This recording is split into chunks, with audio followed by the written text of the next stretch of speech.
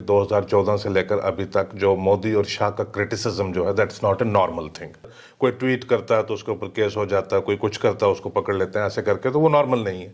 सतपाल मलिक ने जितना prime minister और होम मिनिस्टर के खिलाफ बोला, वो एक लोगों को सामने ये एक बात पता चला कि भी ये चीज भी हो सकती है, आप प्राइम मिनिस्टर का और होम मिनिस्टर का क्रिटिसिज्म भी कर सकते हैं, ये चीज हो सकती है। मोटे मोटे तगड़े तगड़े झूठ जो है वो मलिक साहब के और थे जो किसी से नहीं पकड़े। उधर सिग्नल नहीं था तो प्राइम मिनिस्टर ने आकर ढाबे से फोन किया मुझे, ये आप मेरे लिए कह सकते हैं कि भी मैं जफर को ट्राई कर रहा था, वो रायका जो के फॉरेस्ट में था वहां पे, उधर सिग्नल नहीं था तो नीचे आया तो चौधरी की जो ढाबा है, टी स्टॉल है, वहां से फिर उसने मुझे फोन किया। फिर सुनने वाला इमेजिन करेगा कि यार मोबाइल नहीं चल रहा था शायद लैंडलाइन से, तो you are talking about prime minister of India, वो दुनिया के जिस ओ यार वो he is going to dhaba and calling from there कि भी यहाँ शायद हो सकता पाकिस्तान ना सुन ले या कोई दूसरा ना सुन ले। अगर एक आदमी जो मैटर करता था आर्टिकल 370 को डीकमीशन करने में उस दिन, वो था सतपाल मलिक। कि जब लेजिस्लेटिव असेंबली जिंदा नहीं है, मौजूद नहीं है, तो उसकी जो सारी पावर्स हैं वो गवर्नर के पास, वेस्टेड विद द गवर्नर, वो गवर्नर के पास। और उन 15 दिनों का आप एक एक वीडियो और एक एक स्टेटमेंट आप निकाल कर आप देख लो, वो हर आदमी को पकड़ पकड़ के बोल रहा है, नहीं कोई अफवाह है, ये कश्मीर है ही अफवाहों का शहर है। रात को 10 और 11 बजे के दरमियान मुझे होम मिनिस्टर का फोन आया और उन्होंने कहा कि सतपाल भाई, मैंने सुबह कुछ कागज भेज रहा हूं आपके पास, उनका पूरे दस्तखत करके भेज देना। तो वो जहाज जाता वापस दिल्ली तो वही कागज जो है वो पार्लियामेंट में पेश होते हैं। तो वो चीज जिसके ऊपर नेहरू से लेकर अभी तक डिस्कशन हो रही थी, वो सतपाल मलिक के दस्तखत के साथ हो जाती। इस पे करण थापर उससे एक सवाल पूछते हैं लेकिन ग्रिल नहीं करते मजीद। अच्छा, कहते कि इतनी बड़ी डेवलपमेंट हो गई थी और आपको लूप में नहीं रखा हुआ था? कहते नहीं मैं लूप में तो था ही, मुझे पता था ये एक दिन होना है। कहते कैसे? कहते वो तो वो हर बार ये मैनिफेस्टो में कहते हैं कि भी ये करना, तो इसलिए इन्होंने कर डाला। सतपाल मलिक कैन नॉट से दिस, ये आप कह सकते हैं, ये मैं कह सकता हूँ। गवर्नर जो कॉन्स्टिट्यूशन का कस्टोडियन है, जो आइन का मुहाफिज है, जिसने जम्मू कश्मीर की अवाम के बिहाफ के ऊपर ये फैसला लेना है, उसको अपना एप्लीकेशन ऑफ माइंड, उसको अपने हल्फ को याद रख के लेना है। मैं प्रोसेस की बात कर रहा हूं कि यार ये एक आदमी बात कर रहे हैं, इससे ये सवाल कोई पूछ ही नहीं रहा कि इतना बड़ा कॉन्स्टिट्यूशनल ट्रांजिशन, इतनी बड़ी कॉन्स्टिट्यूशनल प्रोसेस हुआ, उसमें आप कहां थे? तो मान लो 25, 50 या 75 गाड़ियां एक ही रंग की, एक ही किसी फोर्स की अगर वो जा रही हैं, तो वो घूमती घूमती इस तरह से पहाड़ों के बीच जा रही हैं। तो अगर किसी ने कोई कंस्पिरेसी करनी है, थिंकिंग करनी है, प्लानिंग करनी है, उसके लिए बहुत वसी टाइम है उसके पास। तो मेरे ख्याल से प्राइमरीली जो इसके ऊपर जिम्मेवारी आयद होती थी वो सतपाल मलिक साहब के ऊपर होती थी कि यूनिफाइड हेडक्वार्टर के वो चीफ होते हैं। और आपको सारा इनपुट मिल रहा है, सब सारा इनपुट, ये तो रोज जो शाम को आधा घंटा सुबह और आधा घंटा शाम को कोई ऑफिसर जाकर इनको सिक्योरिटी के एतबार से, पॉलिटिक्स के एतबार से, हर चीज से, लॉजिस्टिक्स के एतबार से, हर चीज से जाकर गवर्नर को ब्रीफिंग दी जाती है कि ये सारी चीज होती है। कि प्राइम मिनिस्टर ने मुझे ये कहा कि इसके बारे में जिक्र न करना, इसका मुझे हमें इलेक्शन में फायदा मिलेगा। और एनएसए ने कहा कि सतपाल भाई तुम चुप रहना, ये कोई और चीज है, इसका हमें बाद में बताएंगे। उसमें तो उन्होंने जो हमारा पूरा एक चीज है कि भाई पाकिस्तान को उन्होंने एक वो दे दिया कि यार you are not entirely involved, ठीक है, तो उससे पूरा मुल्क जो वो एक्साइटेड हो गया। और जो असल सवाल जो उनसे कॉन्स्टिट्यूशनल प्रॉपर्टी के, कॉन्स्टिट्यूशनल प्रोप्राइटी के, जो सारी चीजें उनसे पूछी जानी चाहिए थी, वो चीजें किसी ने पूछी नहीं। आप कहते हैं कि ये क्यों कहा गया कि सतपाल मलिक सब झूठे? हुआ क्या कि इंश्योरेंस का सारा जो है खुशउस्लूबी के साथ हो जाता है सारा। ये आए थे यहाँ पे अगस्त में बिल्कुल। सितंबर में इंश्योरेंस का जो है वो हो गया। एंड ऑफ अक्टूबर में 25 या 26 अक्टूबर को ये दिल्ली में एक इंटरव्यू में ये कहते हैं, पहली बार, फर्स्ट टाइम एवर, ये कहते हैं कि मैंने इंश्योरेंस में वहां पे जो है गड़बड़ पाई। ठीक है, फाइल खुद ही साइन की हुई है। और कहते हैं कि मैं जैसा आया था 2 दिन के अंदर ही ये फाइल मेरे पास आ गई थी साइन होने के लिए, विच मीन्स के एंड ऑफ अगस्त में या फर्स्ट वीक ऑफ सितंबर में फाइल आ गई आपके पास। ठीक, सितंबर का पूरा महीना, अक्टूबर का पूरा महीना, 60 डेज, उसकी इम्प्लीमेंटेशन प्रोसेस भी जो वो स्टार्ट हो जाता है। लेकिन मीडिया में रिपोर्ट्स थी। उस इंटरव्यू में ये कह रहे हैं कि मैं दिल्ली आया था, I found some discrepancies in that insurance thing. मैं प्राइम मिनिस्टर के पास गया, मैंने उनको बताया कि जी ये चीज हुई, तो प्राइम मिनिस्टर ने कहा कि कैंसिल कर दो। उसमें ये कहते हैं कि मैंने प्राइम मिनिस्टर की एडवाइस के ऊपर कैंसिल किया, और अभी ये कहते हैं कि मैंने ये खुद किया, और उसकी बिना के ऊपर मैं बता सकता हूं कि prime minister is comfortable with corruption, उनको कोई ज्यादा वो प्रॉब्लम, परहेज नहीं है। सत्यपाल मलिक, जम्मू कश्मीर के पूर्व राज्यपाल, उनके वायर पर इंटरव्यू और उसके बाद उनका दूसरा इंटरव्यू रविश कुमार के साथ, और उसके बाद आरफा खानम शेरवानी भी उनके पास उनका इंटरव्यू करने के लिए गई, और सबसे सत्यपाल मलिक बात कर रहे हैं, लेकिन जिस जम्मू कश्मीर के बारे में वो बात कर रहे हैं, उस जम्मू कश्मीर के सियासतदानों को जो बातें सत्यपाल मलिक की सूट करती हैं, उन बातों के ऊपर भी मुकम्मल खामोशी। सिर्फ खामोशी उनकी नहीं है, बल्कि खामोशी जर्नलिस्टों की भी है, पत्रकारों की भी है। वो भी सत्यपाल मलिक को लेकर ये नहीं कह रहे कि जो वो कह रहे हैं वो बहुत गंभीर है, और उसको लेकर कोई स्टोरी तारीखी पस मंजर में कोई नहीं हो रही। लेकिन एक पत्रकार हैं जिन्होंने फेसबुक के ऊपर लिख दिया कि सत्यपाल मलिक एक किताब लिखने जा रहे हैं, ऑलरेडी जो कुछ वो बोल चुके हैं वही झूठ अब शायद वो किताब में लिखेंगे। मेरे साथ हैं सीनियर सहाफ़ी जफर चौधरी। जफर साहब, बहुत बहुत शुक्रिया। Thank you very much for coming. पहले मैं आपसे ये जानना चाहूंगा, डिस्पैच के अहवाल क्या हैं? डिस्पैच कहाँ पहुंचा आपका? डिस्पैच जफर साहब का अपनी एक कोशिश है, डिस्पैच कहाँ पहुंचा? तो ऐसा है कि हम वीडियो के ऊपर बहुत ज़्यादा काम नहीं करते हैं, बहुत लिमिटेड है। हमारा प्रिंट वेबसाइट है, और वेबसाइट के ऊपर जितना सेंसिबली होता है उस पर हमारी रिपोर्टेज है, और काफ़ी वाइब्रेंट वेबसाइट है। हाँ, अच्छी है मेरे ख्याल से। जम्मू कश्मीर के हवाले से तो है ही है, लेकिन मुल्क के भी कई हिस्सों में पढ़ी जाती है। ओपिनियन राइटर है मुल्क के बहुत हिस्सों से, जो थिंक टैंक्स वगैरह के साथ एसोसिएटेड लोग हैं, वो जुड़े हुए हैं, वो लिखते हैं हमारे साथ। तो ऐसे करके आई थिंक इट्स क्वाइट। मैं मुल्क से कभी बाहर जाता हूँ या किसी से मुलाकात होती है तो बेशुमार लोग मुझे ये कहते हैं, सुनकर अच्छा लगता है। वो कहते हैं कि ये एक प्रेफर्ड आउटलेट है अगर जम्मू कश्मीर में क्या हो रहा है जानने के लिए, तो हम अक्सर डिस्पैच की dispatch.in कहते हैं वेबसाइट पे जाते हैं, तो सुन के अच्छा लगता है। That's good. जफर साहब, अब बात करेंगे सत्यपाल मलिक की। सत्यपाल मलिक के इंटरव्यू आपने भी देखे होंगे। जी हाँ। और आप कह रहे हैं कि जो झूठ वो इंटरव्यू में बोल रहे हैं, अब शायद किताब में भी वही झूठ लिखेंगे। आपको क्यों लगता है वो झूठ? तो दरअसल क्या हुआ कि शायद 2-3 दिन पहले मैंने लिखा था इसके बारे में। उस दिन मैंने उनका एक और इंटरव्यू देखा। उनके दिन के में चाहे 3-3, 4-4 इंटरव्यूज जो हैं दिन में आ रहे हैं उनके यहाँ, ट्रेंडिंग है वो, ट्रेंडिंग है वो, बेशुमार उनके इंटरव्यूज आ रहे हैं। तो एक और इंटरव्यू देखा जिसमें वो कह रहे हैं, कोई उनसे सवाल पूछा जाता तो वो कहते हैं मैं लिख रहा हूँ अपनी, मैं किताब लिख रहा हूँ, मेरी पुस्तक लिख रहा हूँ, तो उसमें ये आएगा ये सारा। कहते हैं जम्मू कश्मीर के बारे में मैं पुस्तक लिख रहा हूँ। मेरे जहन में एक बात आई, मैंने कहा यार ये तो गैरत का तकाजा है। यहाँ पे हर आदमी कि जम्मू कश्मीर को जो है वो किसी न किसी तरीके के साथ इस्तेमाल करके जो है वो अपना लुच तलने के लिए लगा हुआ, सॉरी टू से, बट वो इसी तरह से वो लगा हुआ। तो Satyapal Malik is also one among them.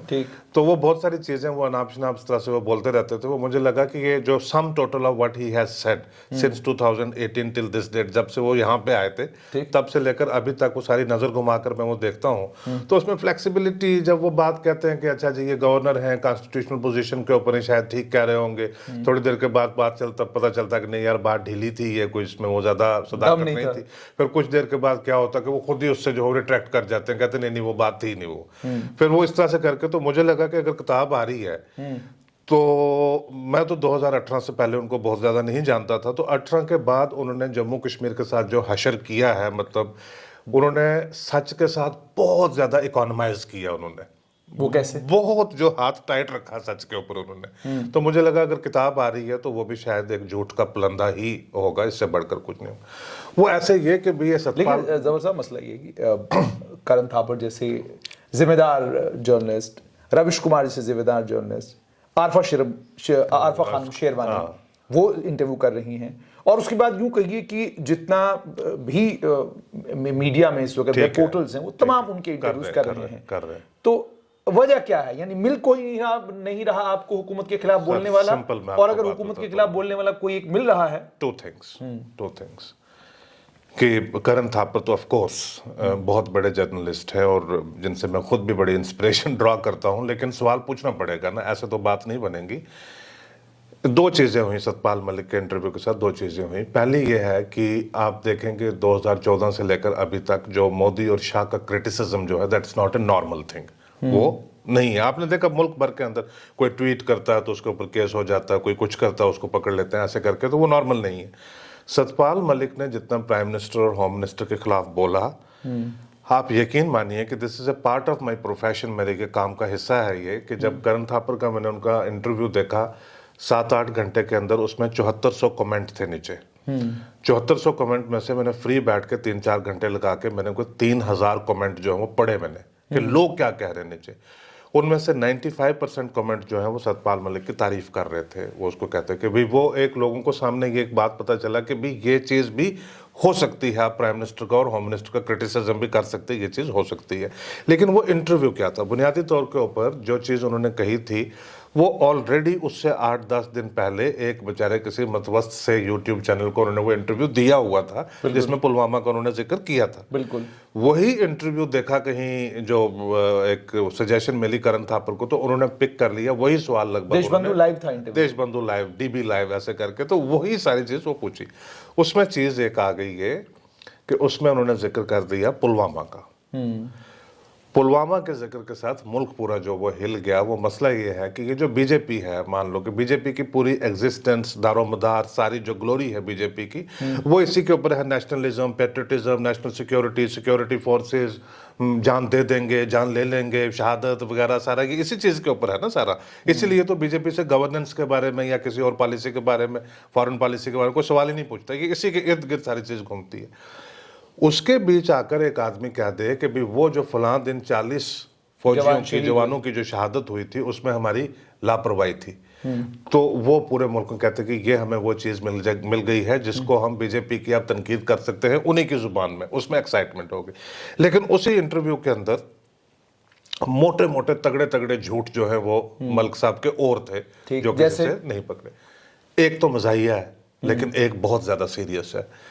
मजाहिया ये है कि प्राइम मिनिस्टर ऑफ इंडिया, आपको पता है कि इंडिया का आजकल टेक्नोलॉजिकल एडवांस और सारी चीज़ें जो हैं वो किस तरह से हो रही हैं, पूरी दुनिया भी देखती है कि भाई इंडिया टेक्नोलॉजी को किस तरह से इस्तेमाल कर रहा है।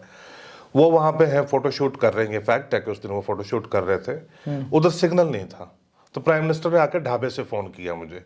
ये आप मेरे लिए कह सकते हैं कि भी मैं जफर को ट्राई कर रहा था, वो रायका जो के फॉरेस्ट में था वहाँ पे, उधर सिग्नल नहीं था, तो नीचे आया तो चौधरी की जो ढाबा है, टी स्टॉल है, वहां से फिर उसने मुझे फोन किया। फिर सुनने वाला इमेजिन करेगा कि यार मोबाइल नहीं चल रहा था शायद, लैंडलाइन से, तो you are talking about prime minister of India. वो दुनिया के ओ यार, वो he is going to dhaba and calling from there कि भाई यहाँ शायद हो सकता पाकिस्तान ना सुन ले या कोई दूसरा ना सुन ले। तो इसके ऊपर मुझे लगता है कि उनसे पूछा जाना चाहिए था कि भाई सतपाल मलिक साहब, हाउ डू यू क्वालिफाई, क्योंकि पुलवामा वाली स्टेटमेंट जो है बहुत सीरियस है, वो बहुत बड़ी स्टेटमेंट है। लेकिन साथ में जो ये स्टेटमेंट उसी शख्स से जब आती है तो उसमें थोड़ा सा ये गड़बड़ लगती है कि यार क्या अगर इसको हम नज़रअंदाज कर रहे हो और उसको पकड़ रहे। दूसरी चीज़ जो है वेरी इंपॉर्टेंट, अब वो काफ़ी मुझे लगता है महीना हो गया उनके इंटरव्यू को हुए मुल्क भर से तो किसी ने वो बात पकड़ी नहीं, लेकिन जम्मू कश्मीर से भी किसी ने नहीं वो बात पकड़ी, क्योंकि है जम्मू कश्मीर की गैरत का तकाजा। हर आदमी जो है सारा दिन कुछ ना कुछ करके चला जाता है, अपना जो है ना वो बन जाता है कुछ ना कुछ जम्मू कश्मीर के हवाले से। तो उससे बड़ा हम हर्ट महसूस करते हैं, बेइज्जत से बड़ा, ह्यूमिलेटेड बड़ा महसूस करते हैं कि कुछ भी हो जाता है। आर्टिकल 370 उसके ऊपर 2019 तक जो है लगभग 69 ईयर्स से मुसलसल चर्चा हो रहा था कि होना चाहिए या नहीं होना चाहिए। राइट, ठीक। 5 अगस्त से 15 दिन पहले का आप मंजर आप सारा याद करें, एक बड़ी पैनिक की सिचुएशन थी पूरे जम्मू कश्मीर में पैनिक के पूरे ऑर्डर पे ऑर्डर आ रहे थे। मुल्क पूरे में जो है ये बातें चल रही थी कि क्या हो रहा, बल्कि आधी दुनिया इन्वॉल्व हो गई थी। अपने ट्रंप का स्टेटमेंट आपको याद होगा, आधी दुनिया इन्वॉल्व हो गई थी कि यार देखो, जाकर देखो कश्मीर में होने वाला क्या है। अब 5 तारीख को हमें पता चला कि ये होगा, लेकिन 5 तारीख को जो कार्रवाई हुई है, मतलब आर्टिकल 370 को डीकमीशन जो किया गया है, कानून बहुत बिल्कुल क्लियर है इस बारे में। उसके अख्तियारात जो है वो पार्लियामेंट ऑफ इंडिया के पास उस दिन नहीं थे। Parliament of India on its own suo motu could not have done that. ठीक। प्रेसिडेंट ऑफ इंडिया के पास भी नहीं थे। ठीक। यूनियन कैबिनेट के पास भी नहीं थे। अगर एक आदमी जो मैटर करता था आर्टिकल 370 को डीकमीशन करने में उस दिन, वो था सतपाल मलिक। रीज़न ये कि जो कॉन्स्टिट्यूएंट असेंबली है जम्मू कश्मीर की, उसके पास अख्तियारात थे कि वो सेंटर को रेकमेंड करता, आर्टिकल 370 के हवाले से कोई भी सिफारिश करता। कॉन्स्टिट्यूएंट असेंबली खत्म होगी बिना इसके ऊपर कोई फैसला लिए हुए, उसका सक्सेसर इंस्टीट्यूट आ गया लेजिस्लेटिव असेंबली, तो लिहाजा अब ये अख्तियार जो है चला गया लेजिस्लेटिव असेंबली के पास। अब कानून यहाँ पे भी क्लियर है कि जब लेजिस्लेटिव असेंबली जिंदा नहीं है, मौजूद नहीं है, तो उसकी जो सारी पावर्स हैं वो गवर्नर के पास, वेस्टेड विद द गवर्नर, वो गवर्नर के पास। आर्टिकल 370 रहता या नहीं रहता, वो उस दिन सारा मुनस्सर करना था सतपाल मलिक के ऊपर। और उन 15 दिनों का आप एक एक वीडियो और एक एक स्टेटमेंट आप निकाल कर आप देख लो, वो हर आदमी को पकड़ पकड़ के बोल रहा है नहीं कोई अफवाह है, ये कश्मीर है ही अफवाहों का शहर है, नहीं मुझे नहीं पता क्या होने वाला है, मुझे नहीं पता। और 3 तारीख की शाम को तो उसने एक डिटेल्ड इंटरव्यू दिया जिसमें उसने ये कहा कि सब अफवाहें चल रही हैं, पता नहीं पाकिस्तान कुछ करने वाला, पिका गन हमें मिली है। उसमें ये भी शामिल थे जो कोर कमांडर थे कश्मीर के KJS ढिल्लों, वो भी कहते थे, उन्होंने डीजी ने प्रेस कॉन्फ्रेंस दी, उन्होंने कहा कि हमने बहुत हथियार जो है वो हमने पकड़े, तो शायद कुछ इस किस्म की बात है। या वो बेसिकली उस वक्त अमरनाथ यात्रा भी चल रही यात्रा थी, भी उसको चल, तो ये सारी स्थगित कर दिया चीजें। गया। लेकिन करण थापर इनको पूछते हैं, इन्होंने बताया उनको कि भाई मुझे रात को ये पकड़े गए, रात को 10 और 11 बजे के दरमियान मुझे होम मिनिस्टर का फोन आया और उन्होंने कहा कि सतपाल भाई मैंने सुबह कुछ कागज भेज रहा हूँ आपके पास, उनका पूरे दस्तखत करके भेज देना। तो वो जहाज जाता वापस दिल्ली, तो वही कागज जो है वो पार्लियामेंट में पेश होते हैं। तो वो चीज जिसके ऊपर नेहरू से लेकर अभी तक डिस्कशन हो रही थी, वो सतपाल मलिक के दस्तखत के साथ हो जाती। इस पे करण थापर उससे एक सवाल पूछते हैं, लेकिन ग्रिल नहीं करते मजीद। सवाल पूछते हैं, वो कहते हैं कि अच्छा, कहते हैं कि इतनी बड़ी डेवलपमेंट हो गई थी और आपको तो पता आपको लूप में नहीं रखा हुआ था? कहते नहीं नहीं, मैं लूप में तो था ही, मुझे पता था ये एक दिन होना है। कहते कैसे? कहते वो तो वो हर बार ये मैनिफेस्टो में कहते हैं कि भी ये करना, तो इसलिए इन्होंने कर डाला। सतपाल मलिक कैन नॉट से दिस, ये आप कह सकते हैं, ये मैं कह सकता हूँ। मुझसे कोई पूछे या आपसे कोई पूछे कि भी क्या होना था आर्टिकल, आप कह सकते हैं कि जी वो देखिए ना, श्यामा प्रसाद मुखर्जी आए थे यहाँ पे 1953 में, भारतीय जनसंघ थी, उसका सक्सेसर बीजेपी था, तो ये हर साल बात करते थे, तो हमें पता था कि एक ना एक दिन ये जो ये होगा। गवर्नर जो कॉन्स्टिट्यूशन का कस्टोडियन है, जो आइन का मुहाफिज है, जिसने जम्मू कश्मीर की अवाम के बिहाफ के ऊपर ये फैसला लेना है, उसको अपना एप्लीकेशन ऑफ माइंड, उसको अपने हल्फ को याद रख के लेना है। मेरा वैसे पिछले 3 साल में ये कतई ये रहा नहीं कि आर्टिकल 370 होना चाहिए, नहीं होना चाहिए, एब्रोगेट किया, फायदा क्या था, नुकसान क्या था। मैं प्रोसेस की बात कर रहा हूँ कि यार ये एक आदमी बात कर रहे हैं, इससे ये सवाल कोई पूछ ही नहीं रहा कि इतना बड़ा कॉन्स्टिट्यूशनल ट्रांजिशन, इतनी बड़ी कॉन्स्टिट्यूशनल प्रोसेस हुआ, उसमें आप कहाँ थे? उसमें आप कहाँ थे? ये तो वो होगी ना कि भी वो फखरुद्दीन अली अहमद वाली बात कि भी वो कहते हैं कि वो बाथटब में थे, नहा रहे थे, जब इमरजेंसी के कागजात उनको दिए तो उन्होंने दस्तखत करके दे दिए उसके ऊपर। लेकिन जब तो ये तो पूरा एक जो आपको ये ऐन मुमकिन क्यों नहीं लगता कि रात के वक्त में हो सकता है जहाज उड़ा हो, राजभवन में जहाज उतरा हो, और हमारी नॉलेज में ना वो यकीनन ऐसे ही हुआ, वो यकीनन ऐसे ही हुआ होगा, उसमें कोई दो राय नहीं है, वो हुआ ऐसे ही होगा। But what kind of a governor are you कि आपकी जो हैसियत है, आपकी जो मतलब टोटल जो आपकी जो यूटिलिटी है, वो सिर्फ इस पे है कि क्योंकि आपको किसी ने नौकरी दी हुई है और आपने सिर्फ उन कागजात के ऊपर यानी आप साफ तौर पर ये कहने की कोशिश कर रहे हैं कि अब आप you can't take a moral high now. सवाल ही नहीं पैदा होता किस किस्म का मॉरल हाई आप ले सकते हैं, सवाल ही नहीं पैदा होता। मतलब कोई भी गवर्नर होता, वो कहता कि जी ये कागजात भेजिए, मैं ज़रा इसका ये मुताला करता हूँ, मैं ज़रा एडवोकेट जनरल को बुलाऊंगा, मैं ये मशवरा करूंगा, वो मशवरा करूंगा, उसके बाद कोई बात होती। तो इन्होंने वो नहीं किया। ये जो इंश्योरेंस वाली बात है जिसके ऊपर वो बहुत ज़्यादा कह रहे हैं कि भाई ये मैंने बिखेड़ा खड़ा कर दिया, उसके बीच में तो देयर इज एक पैटर्न ऑफ लाइज जो है वो उसके बीच शामिल है। आपको पता है कि आपको अगर याद करें पीछे जाके, उसका भी मैं सोच रहा था कि शायद यहाँ से कोई कॉन्ट्रैक्ट। जबर साहब, इसमें थोड़ा सा रोककर आपसे ये भी जानना चाहूंगा कि सत्यपाल मलिक की पूरी कहानी में अगर आप देखेंगे, वो हर एक चीज का क्रेडिट खुद को दे रहे हैं, करे तो मैंने जम्मू कश्मीर में किया। कैन वी फॉरगेट, क्या हम भूल सकते हैं कि उस समय जम्मू कश्मीर में चीफ सेक्रेटरी BVR सुब्रमण्यम थे और आप चूंकि एक सहाफी के तौर पर बड़े करीब से इन सारी डेवलपमेंट्स को देख रहे थे, सत्यपाल मलिक क्या कर रहे थे और जो कुछ यहाँ पे इंक्वायरीज हो रही थी, चाहे JK बैंक में हुई, चाहे इंश्योरेंस में हुई, चाहे बाकी मामलों में हुई, कितना रोल सत्यपाल मलिक का खुद का था और कितना इसमें don't want to sound unfair and uncharitable to Satyapal Malik, लेकिन जो कांग्रेस के वक्त से गवर्नर और प्रेसिडेंट के बारे में जो रबर स्टैंप के बारे में जो बात मशहूर हुई थी ना, मलिक साहब वो थे असल में।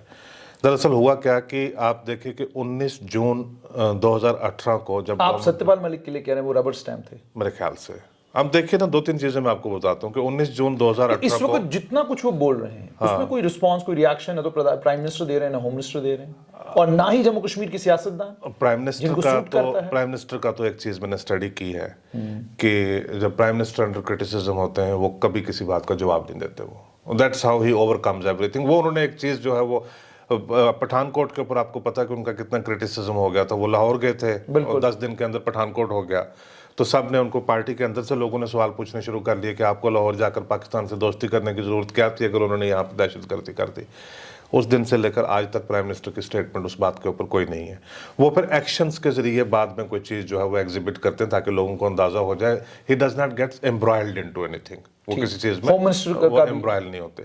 सतपाल मलिक साहब का ये है कि वो थोड़ा, बिकॉज एक चीज़ हो गई ना कि उन्होंने पुलवामा पे स्टेटमेंट दे दी है, अब वो हो गए हैं बिल्कुल सैक्रोसैंक्ट के यार ये एक आदमी है पहला हिंदुस्तान के अंदर पहली बार जिसने जो है हमारी जो मसला अफवाह हैं, जो सिक्योरिटी फोर्सेस हैं, उनके बारे में इसने सच्ची बात कही है कि हमने उनका पॉलिटिकल मिसयूज किया था, ऐसा उन्होंने वो कहा। कोई रॉकेट साइंस नहीं है, उस दिन लापरवाहियां जरूर हुई थी, वो हमारे भी सामने सारी चीजें, लापरवाही थोड़ी सारी उस दिन थी, लेकिन it's an ongoing thing, it's an ongoing thing. But Zafar साहब, क्या आपको नहीं लगता कि एक सवाल जो सत्यपाल मलिक से करण थापर को भी पूछना चाहिए था, रविश कुमार को भी पूछना चाहिए था कि आप जम्मू कश्मीर में 5 अगस्त 2019 के पहले वाले जम्मू कश्मीर के राज्यपाल थे, गवर्नर थे, सारी ताकतें आपके पास थी, यूनिफाइड कमांड के चेयरमैन आप थे, उनसे एक सवाल ये पूछना बनता था कि क्या आप ये कहने की कोशिश कर रहे थे कि यूनिफाइड कमांड को दिल्ली चला रही थी, मेरे कंट्रोल में कुछ नहीं था, ना, मेरी जिम्मेदारी। यूनिफाइड कमांड जो है वो आज की डेट में भी, अब हम रियासत नहीं रहे,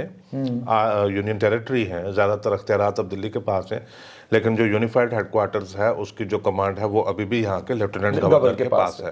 तो गवर्नर ये जो है अर्ली 1990s में, ये शायद जब यहाँ पे गवर्नर ये थे जीसी सक्सेना थे, तो हाँ, तो उस दौरान ये बनाया था कि भी ये क्योंकि फोर्सेस सारी ऑपरेट करती थी, यूनिफाइड हेडक्वार्टर्स का मतलब क्या है, ये मतलब ये कि CRPF is doing something on its own, army is doing something on its own, तो उसमें क्लैश हो जाता था कि ताकि ये यूनिफाइड रहे।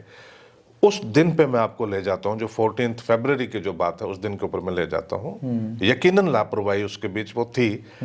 आप उस दिन, उससे पहले के अखबारात या अपने ही चैनल के ऊपर आप जाकर वापस आप देख लीजिएगा, लगभग 10-11 दिन जो वो हाईवे कंप्लीटली बंद थी, बिल्कुल। जब हाईवे बंद होती है तो कश्मीर में भी, जम्मू में भी, दोनों तरफ जो है बहुत बड़ी हाहाकार मच जाती है। आपको पता है यहाँ पे लंगर लगे हुए थे, कश्मीरी हजारों लोग हाँ। तो वो जब लोग रुके हुए थे दोनों तरफ, आपको कि जो गाड़ियां हर रोज जो क्रॉस करती हैं, जब वो एक दिन भी रुकती हैं तो आपकी एक लंबी लाइन यहाँ से लग जाती है गाड़ियों की। तो सीआरपीएफ के कॉन्वॉय ने जाना था, लगभग कितनी गाड़ियों में जाना था, शायद 25 गाड़ियों में उन्होंने जाना था, नहीं 70 के करीब गाड़ियों में, 70 से ज्यादा गाड़ियों में उन्होंने जाना था। कोई चीज यहाँ से जाने वाली है, वो जब यहाँ पे स्टक अप है, 10 दिन के लिए स्टक अप है, तो उसका सबको पता चल जाता है कि यार ये फलां टैंकर या फलां चीज या फलां ट्रक जो है वो रुका पड़ा है, बिल्कुल। जब उस दिन हाईवे खुली है, तो हाईवे खुली है तो साथ ही साथ अपने सीआरपीएफ को भी साथ में जाने दे दिया, तो मैस क्रिएट हो गया, हाईवे के ऊपर जो मैस क्रिएट हो गया। तो मान लो 25, 50 या 75 गाड़ियां एक ही रंग की, एक ही किसी फोर्स की अगर वो जा रही हैं, तो वो घूमती घूमती इस तरह से पहाड़ों के बीच जा रही हैं। तो अगर किसी ने कोई कंस्पिरेसी करनी है, थिंकिंग करनी है, प्लानिंग करनी है, उसके लिए बहुत वसी टाइम है उसके पास, वो ये चीज कर सकता है। लेकिन मेरे ख्याल से प्राइमरीली जो इसके ऊपर जिम्मेवारी आयद होती थी वो सतपाल मलिक साहब के ऊपर होती थी कि यूनिफाइड हेडक्वार्टर के वो चीफ होते हुए, और आपको सारा इनपुट मिल रहा है, सब सारा इनपुट, ये जो रोज जो शाम को आधा घंटा सुबह और आधा घंटा शाम को कोई ऑफिसर जाकर इनको सिक्योरिटी के एतबार से, पॉलिटिक्स के एतबार से, हर चीज से, लॉजिस्टिक्स के एतबार से, हर चीज से जाकर गवर्नर को ब्रीफिंग दी जाती है कि ये सारी चीज होती है। तो उन्होंने भी शायद अटेंशन उसकी तरफ उन्होंने वो दी नहीं। तो अब क्योंकि उन्होंने बात एक ऐसे बोल दी, उन्होंने कहा कि प्राइम मिनिस्टर ने मुझे ये कहा कि इसके बारे में जिक्र न करना, इसका मुझे, हमें इलेक्शन में फायदा मिलेगा। और एनएसए ने कहा कि सतपाल भाई तुम चुप रहना, ये कोई और चीज है, इसका हमें बाद में बताएंगे। उसमें तो उन्होंने जो हमारा पूरा एक चीज है कि भाई पाकिस्तान को उन्होंने एक वो दे दिया कि यार you are not entirely involved, ठीक है, तो उससे पूरा मुल्क जो वो एक्साइटेड हो गया।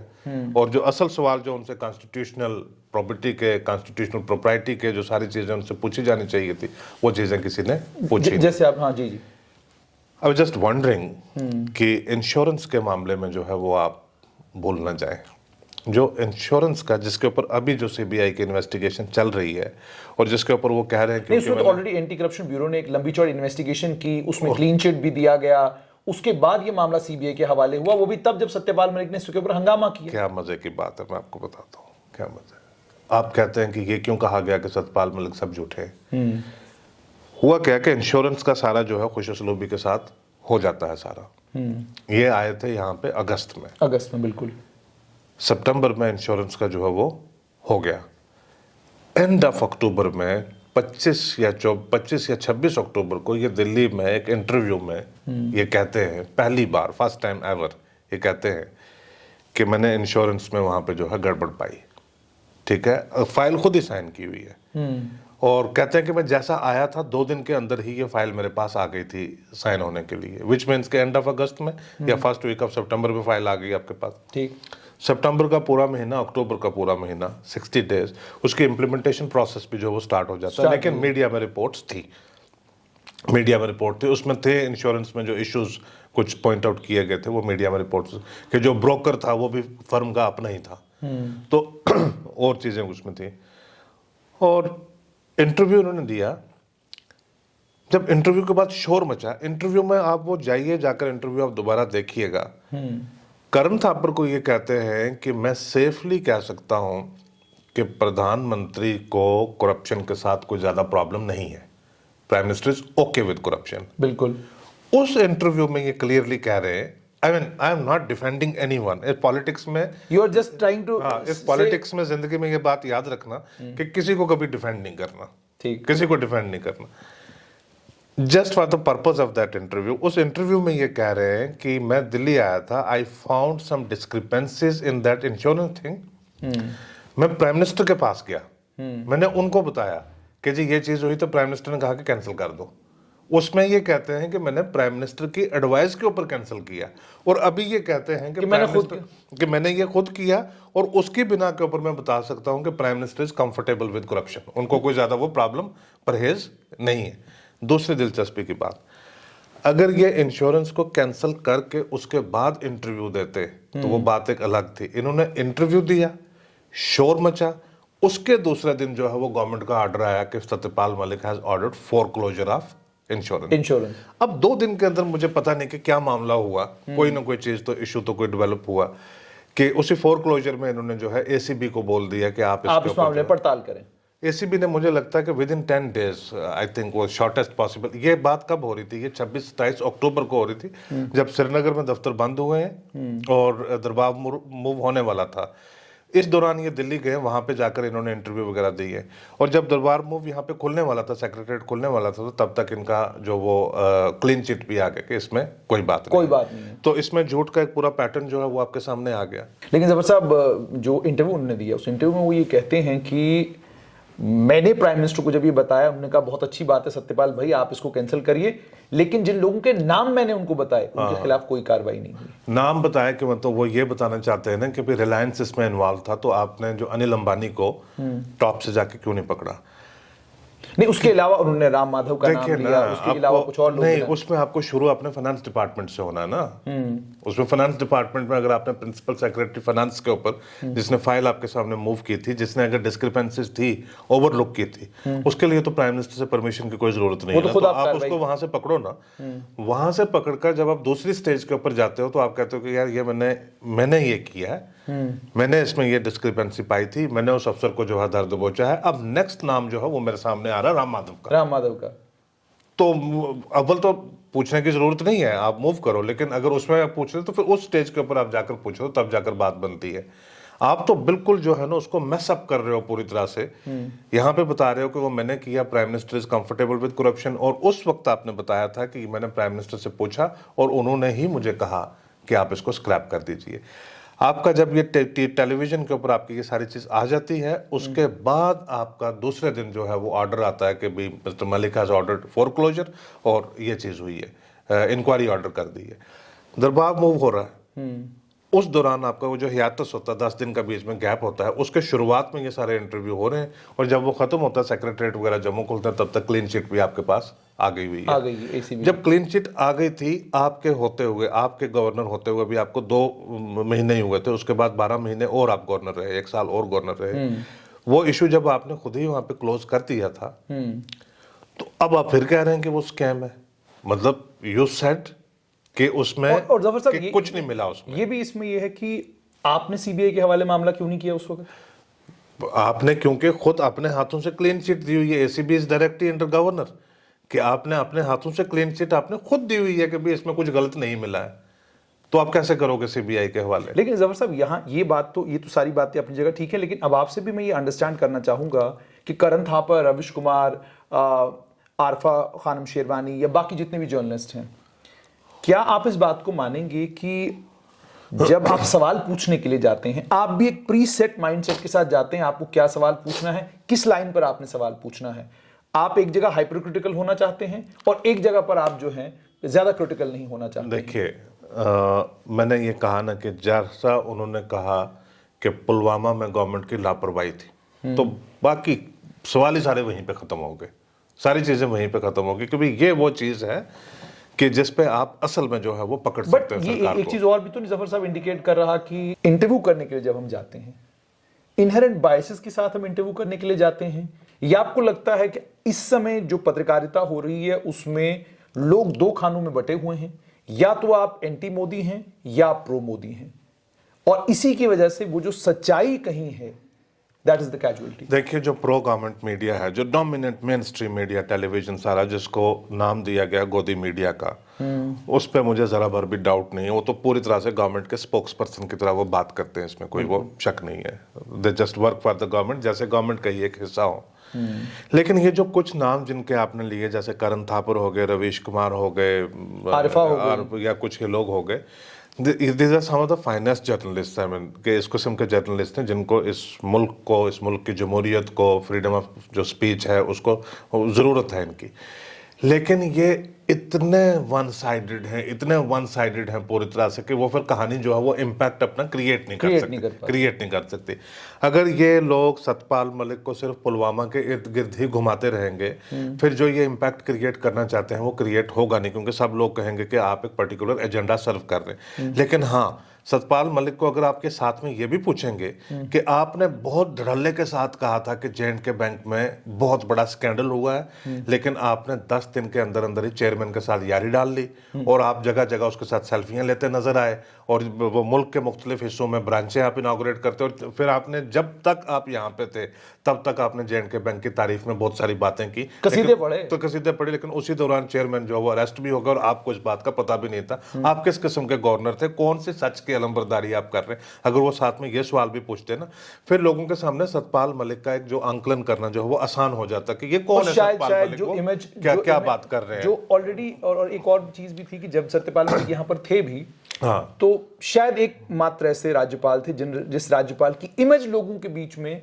कुछ ज्यादा खास नहीं बन नहीं पाती थी वो, क्योंकि इधर उधर की बात वो सारी करने। आप देखिए कि खास करके जफर साहब, सवाल मेरा कि क्या आपको लगता है कि आप अपने इंटरव्यू के जरिए उसको जिंदा कर सकते थे अगर आप उससे वो तमाम सवाल भी पूछते जो उनसे पूछे जाने चाहिए थे? खास करके कि ये बात का जिक्र चला वहां पे, जिसको उसने शॉर्ट श्रिफ्ट कर दिया, साइडलाइन कर दिया, कि नवंबर 2018 में 2 अलग अलग गुट जो है उन्होंने अपना स्टेक क्लेम किया गवर्नमेंट बनाने के लिए। आपने असेंबली डिसॉल्व कर दी, कहा मेरे घर के अंदर फैक्स मशीन जो है वो चल नहीं रही है। ठीक, इससे बड़ा फ्रॉड जो है वो दूसरा हो ही कोई नहीं सकता। There can not be a bigger fraud than this. Governor को असेंबली डिसॉल्व करने से पहले यहां से अपनी तरफ से लिखकर उनको भेजना है कि भी मेरे पास रिपोर्ट्स हैं, फलां है, क्या आप में से कोई स्टेक क्लेम करना चाहता है? वो कहता है कि मैं सिर्फ आपको 2 घंटे का टाइम ही दे रहा हूं या 6 घंटे का टाइम। लेकिन वो ये कह रहे हैं कि डॉक्टर फारूक अब्दुल्ला और महबूबा मुफ्ती मुझे ये कह रहे थे कि जी हमारी पार्टियां टूट जाएंगी, आप जल्दी जल्दी असेंबली भंग कर दो, हमारी पार्टियां टूट जाएंगी, ये बार बार वो कह रहे थे, इसीलिए मैं मजबूर हुआ। ठीक है, एक माहौल बन रहा था। एक जो लेटर है, एक व्हाट्सएप जो है वो पब्लिक में पहले ही सर्कुलेट हो गया हुआ था, जिसमें सजाद लोन ने, जिसका सबको पता था कि उनके असेंबली में 2 MLA हैं, उन्होंने कहा कि मेरे पास सपोर्ट है हासिल बीजेपी की, 26 लोग बीजेपी के मेरे पास हासिल हैं, तो हो गए 28। अब उनको चाहिए 16 लोग और गवर्नमेंट बनाने के लिए। उन्होंने कहा कि आप मुझे बुला लो, मैं 16 और तैयार कर दूंगा। वो पीडीपी और एनसी को जाहिर सी बात है यही लगना था कि वो 16 जो हैं या हमारी पार्टी के होंगे या इनकी पार्टी के होंगे, तो ऑब्वियसली हार्स ट्रेडिंग, डिफेक्शन, ये सब चल रहा था, वो सारी चीज जो है वो चल रही थी। ठीक है, उन्होंने गवर्नर को उनकी पब्लिक स्टेटमेंट का नहीं मुझे पता, ये गवर्नर कहता है कि उन्होंने मुझे कहा था कि डिसॉल्व करो। ऑब्वियसली उन्होंने गवर्नर को अप्रोच किया होगा कि यार अगर तुम ये कांड कर रहे हो, ये जो 84 में जगमोहन ने किया था या 86 में उसके बाद फिर से किया गया, आपको पता कि 86 में भी 84 वाला कांड सबको याद आता है क्योंकि फारूक अब्दुल्ला को डिसमिस किया गया था। 86 में गुलशाह को डिसमिस करके फारूक अब्दुल्ला को ओथ देके असेंबली को डिसॉल्व करके फारूक अब्दुल्ला को 6 महीने के लिए केयरटेकर चीफ मिनिस्टर बना दिया, वो भी कांड था एक बहुत बड़ा। ये सारी चीजें की गई थी। ये तो आप वही दोबारा जो है वो जमहूरियत का गला काट रहे होंगे, और ये एक बड़ा नाजुक वक्त है, इसमें वो आप मत कीजिए। लेकिन जब उनको लगा कि ये चीजें हो रही हैं तो उन्होंने भी अपना एक प्लान जो है वो इकट्ठा किया। उन्होंने भी कहा कि हम भी बंदे इकट्ठे कर रहे हैं, हम भी लेकर आ रहे हैं। यूं ही इनको पता चला कि भी प्रोजेक्ट सिर्फ सजाद लोन का नहीं है, प्रोजेक्ट इनका भी साथ में चल रहा है। ठीक। और इनका शायद जो है वो भारी पड़ जाए। इनका भारी के एक शेषाद्री नाम के एक आदमी है जो आरएसएस बीजेपी के भी काफी नजदीक रहे और आइडियोलॉग हैं। उनका एक बड़ा इंटरव्यू है, बड़ा बेहतरीन। उसमें उन्होंने कहा कि जिसमें कुछ मेरे जो जानकार, मेरे जाती जानकार, मेरे दोस्त भी जो हैं वो शामिल थे वहाँ पे उस दौरान, कि लंदन में मनीष तिवारी, उमर अब्दुल्ला की मुलाकात हुई और वहाँ पे शेषाद्री भी थे। वहाँ पे ये चीज़ डिस्कस हुई कि अगर जम्मू कश्मीर में इस तरह से होता है, क्यों ना कांग्रेस, एनसी और पीडीपी जो है इकट्ठे होकर सरकार बनाए। तो इन्होंने एक दूसरे के साथ बात की। मनीष तिवारी ने जिम्मेवारी ली कि मैं अपनी पार्टी में बात करता हूँ वगैरह वगैरह। अब गवर्नर के पास भी सारी चीज़ों की इतला तो होती ही है। तो जब इनके पास ये आया कि भी हम ये पॉसिबिलिटी इमर्ज हो गई है, नेशनल कॉन्फ्रेंस कांग्रेस पीडीपी की पॉसिबिलिटी इमर्ज हो गई है, इन्होंने असेंबली जो है वो डिसॉल्व कर दी। असेंबली इसलिए डिसॉल्व कर दी कि इन द हाइंड साइड जब हम वापस जाकर देखते हैं, ये सब कुछ खुद कर रहे थे या नई दिल्ली के इशारे पे कर रहे थे? ये तो खुद कुछ भी नहीं कर रहे थे, खुद सिर्फ ये झूठी बोल रहे थे और कुछ नहीं कर रहे थे। तो ये आप यकीन मानिए, इसका मतलब तब अगर आप सब चीजों से कंफर्टेबल थे। और एक चीज और आपसे जानना चाहूंगा बिल्कुल आखिर में, अगर आप, जैसे आपने कहा कि 5 अगस्त से पहले के तमाम दिनों को याद करते हैं, तो अचानक एक ऑर्डर निकलता है डिप्लॉयमेंट का, अचानक एक ऑर्डर निकलता है कि डिप्लॉयमेंट विड्रॉ हो गई, बिल्कुल बेशुमार चीजें हो रही थी। उसके बाद ये भी लोगों ने बताया बाद में कि 5 अगस्त से पहले 4 अगस्त की तारीख को सिविल सेक्रेटरीट के बाहर गाड़ियां लाइन में लगी हुई थी, चाबियां उनके अंदर लगी हुई थी, और तेल गाड़ियों में, टैंकियों में फुल किया हुआ था। ये सब कुछ हो रहा था। और राज्यपाल महोदय कह रहे मुझे 5 तारीख का कुछ पता ही नहीं था, मेरे पास कोई जानकारी नहीं थी, रात को 11 बजे मुझे फोन आया। Do you think you are the head of the state right now? As head of the state, your chief secretary, your entire जो डाउन द लाइन है, सबको पता है, and you are the head and you don't know anything. I can expect this thing from Malik साहब से। ये बात expect की जा सकती है। वो हो सकता है कि उनको सुब्रमण्यम स्वामी साहब या दूसरे वो बताते रहे हो, क्योंकि आपने बीच में एक सवाल वो पासिंग में पूछा था, तो वो सवाल रह गया। दरअसल उस वक्त जम्मू कश्मीर के अंदर जो मैन ऑफ एक्शन था वो बीवीआर सुब्रमण्यम था, वो उसी के जरिए सारी बात हो रही थी। मलिक साहब का रोल वही था जो 5 अगस्त की सुबह जहाज आया और उनसे दस्तखत करवा के ले गया, उनका उतना ही था। उससे ज़्यादा मुझे नहीं लगता कि वो बहुत ज़्यादा लूप में वो थे। वो इसी तरह से सारी चीज़ें ये किए जा रहे थे, उनको लग रहा था कि वो सारी चीज़ें बड़ी हैंडल कर रहे हैं। उन्होंने कहा ना कि भी आपको अक्टूबर के एंड में जो है आपको ट्रांसफ़र करके तो गोवा भेज दिया गया। तो उन्होंने कहा कि वो मेरे प्रोटोकॉल से नीचे आ गई बात, कि भी अब क्योंकि वो डाउनग्रेड हो गई थी, स्टेट यूनियन टेरिटरी बन गई थी और मैं लेफ्टिनेंट गवर्नर उसका नहीं रह सकता था, तो इसलिए मुझे गवर्नर भेज दिया गया। आखिर में यार इसमें एक दिलचस्प चीज़ है कि राजभवन में बैठे हुए मेरा एक सोर्स, मेरा एक जानकार, रिलायबल कॉन्फिडेंट सोर्स जो है, कोई बैठा हुआ था राजभवन के अंदर, बात चल रही थी, तो दिल्ली से एक फोन भी आया उसके।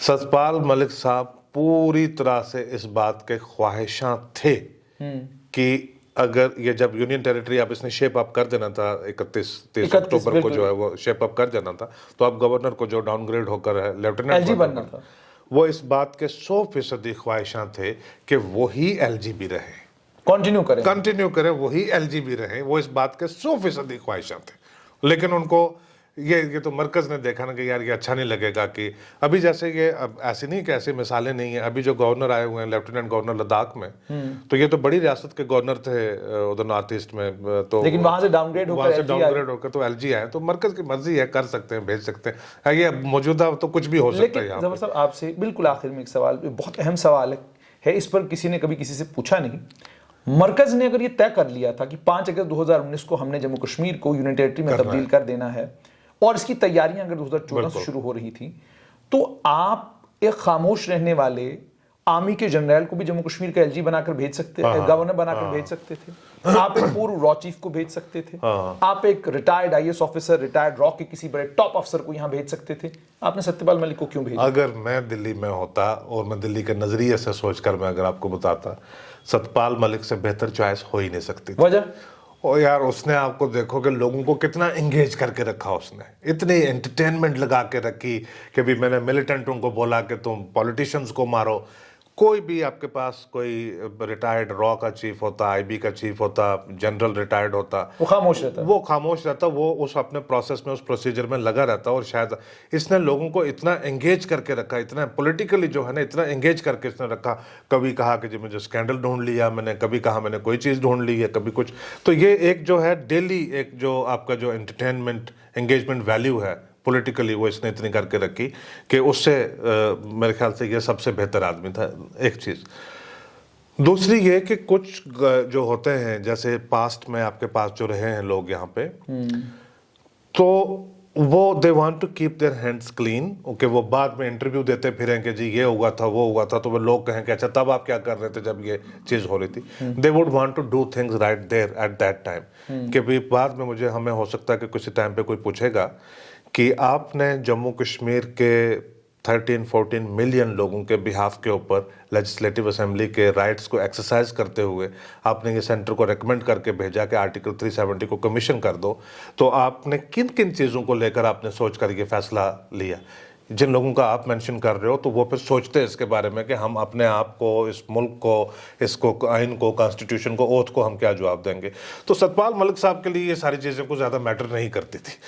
उनको कहा कि भी जिन्होंने हमें बनाया हुआ है, राजभवन में बिठाया हुआ है। साहब, हालांकि लंबा हो रहा है, लेकिन क्या इसके पीछे एक वजह ये भी नहीं थी कि अगर आप किसी रिटायर्ड आर्मी ऑफिसर को, जनरल को या किसी को यहाँ पे लाते और बीवीआर सुब्रमण्यम चीफ सेक्रेटरी होते, बिल्कुल बिल्कुल, तो क्या ये भी नहीं था कि आपको उनको भी तमाम चीजों के लिए लूप में रखना पड़ता, सब बातें उनसे शेयर करनी पड़ती, और खासकर चूंकि जो इस बैकग्राउंड से लोग आते हैं उनका ईगो भी एक अलग लेवल का होता है, उनके सोचने का तरीका भी अलग लेवल का होता है। And when you have a politician, he is comparatively, इसको सोचने का नजरिया, तरीका बिल्कुल अलग है। उसे लोगों से मिलना है, शोर करना है, तकरीर करनी है, बयान देना है। देखिए ना, जब वोरा साहब के जाने के बाद, जो अगले वोरा साहब के जाने के बाद और मनोज सिन्हा के आने तक जो जम्मू कश्मीर गवर्नमेंट है बतौर स्टेट और बतौर यूनियन टेरिटरी, वो चली है सेक्रेटरीट से, और उसको रन किया है मिस्टर सुब्रमण्यम ने। सिंपल सी बात है, जो गवर्नर का या लेफ्टिनेंट गवर्नर का उसमें कोई ज़्यादा अमल दखल नहीं था। फिर ये जो कन्फ्रंटेशन इनकी बाद में मुर्मू साहब के साथ हुई, वो आप जितनी छोटी मोटी, हालांकि मुर्मू साहब के साथ जो कन्फ्रंटेशन हुई चीफ सेक्रेटरी की, तो एक सिचुएशन ऐसी आ गई थी जिसमें ये लगता था कि या तो लेफ्टिनेंट गवर्नर या चीफ सेक्रेटरी, दोनों में से एक ही अब ऑपरेट कर सकता है जम्मू कश्मीर के अंदर। और फैसला ये हुआ कि लेफ्टिनेंट गवर्नर को जाना पड़ा। हालांकि मुर्मू को राजभवन का इस किस्म का कोई वो एक्सपीरियंस था, वजह सर्विंग आईएएस ऑफिसर जिसको भेज दिया यहाँ पे, और वो सुब्रमण्यम से शायद 1 साल ही सीनियर भी था, वो सर्विंग आईएएस ऑफिसर को भेज दिया।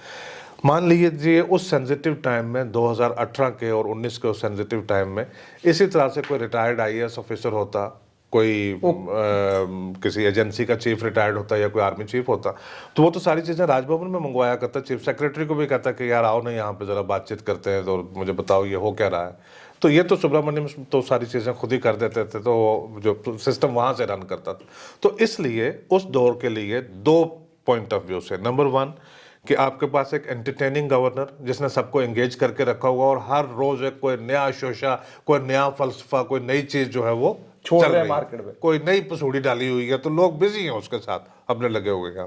और दूसरी चीज ये कि भाई वो चीफ सेक्रेटरी को जो है वो कंप्लीट स्पेस मिल जाती थी कि वो सेंटर के साथ कोऑर्डिनेशन के साथ जो भी चीज, क्योंकि अगर आप हाइंडसाइट में अगर आप जाकर देखते हैं तो 19 जून 2000, वैसे तो बहुत पुराना है, आप 1949 से 50 से भी आप गिनती इसकी शुरू कर सकते हैं, लेकिन मोर प्रैक्टिकल जो टाइमलाइन है आपकी वो 19 जून 2018, जिस दिन दिल्ली में प्रेस कॉन्फ्रेंस होती है और महबूबा की गवर्नमेंट गिरती है, वहां से आप एक कैलेंडर की प्लॉटिंग जो है वो कर सकते हैं कि एक एक रोज जो है वो कैसे ऐड होता गया, जिससे आर्टिकल 370 को डीकमीशन किया गया। उसमें पहले अपॉइंटमेंट होती है बीवीआर सुब्रमण्यम की, बिल्कुल, उसके बाद होती है सत्यपाल मलिक। तो पहले उन्होंने वो बंदा ढूंढा कि जो इसको प्रोसेस को एग्जीक्यूट करेगा, तो वो दिया। फिर वो बंदा ढूंढा कि जो उसके रास्ते में रोड़ा नहीं अटकाएगा तो वो सत्यपाल मलिक आ गया। तो इस तरह से करके जो सारा प्रोसेस है वो मेरे ख्याल से वेरी केयरफुल प्लानिंग उसमें सूट करता था वो। बहुत बहुत शुक्रिया। तो आपने सुन लिया जफर चौधरी, आपने जफर चौधरी को सुन लिया और इन्होंने साफ तौर पर यह बात कही है कि सत्यपाल मलिक को लेकर इन्होंने क्यों कहा कि सत्यपाल मलिक जब किताब लिखेंगे तो उसमें भी झूठ ही लिखेंगे। मगर विडंबना ये कि जहां तक पत्रकारिता का ताल्लुक है, दो खानों में बंटने की वजह से हालात ये हो गए हैं कि अब अगर कोई भी आदमी मरकज को लेकर या यूं कहिए केंद्र सरकार को लेकर कोई भी बात कहता है, फौरन उसको पकड़ लेते हैं। लेकिन उसकी क्रेडिबिलिटी बनाने के लिए वो तमाम सवाल भी पूछे जाने चाहिए जिन तमाम सवालों का उल्लेख जफर चौधरी ने किया है।